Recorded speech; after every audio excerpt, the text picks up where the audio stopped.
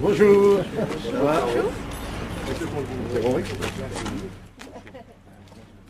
Alors c'est Carlos Marcelo Boran, c'est pas... Comment une équipe municipale peut-elle être créatrice d'emplois dans la cité? De quelle manière?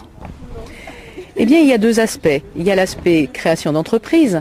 On a vu qu'avec la création de la zone du Long-Buisson, ça n'a pas résolu le problème, puisque cette magnifique zone qui a coûté fort cher n'a apporté peut-être qu'une cinquantaine d'emplois sur la ville d'Évreux, alors qu'on compte une centaine de porteurs de projets actuellement qui pourraient créer déjà leur propre emploi et qui ne sont pas suffisamment aidés et structurés.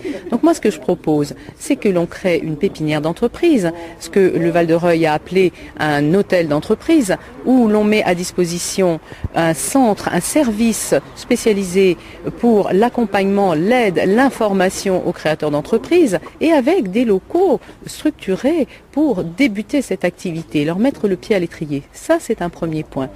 Deuxièmement, la ville peut infléchir, peut agir sur les demandeurs d'emploi. On note que l'un des trois freins qui sont très importants pour les gens qui cherchent du travail, ce sont les problèmes de garderie d'enfants. Alors le problème de crèche, il est double. Premièrement, il n'y a pas suffisamment de places de crèche dans Évreux et son agglomération, puisqu'on compte moins de 250 places de crèche pour 10 fois plus d'enfants à garder. Le problème est double dans la mesure aussi où les horaires d'ouverture de ces crèches ont besoin d'être amplifiés plus tôt le matin, plus tard le soir, pour permettre aux parents qui travaillent d'avoir une couverture suffisante. Les problèmes de transport, il y a 50% de la population demandeurs d'emploi qui n'a pas de moyens de locomotion, donc ils sont complètement bloqués.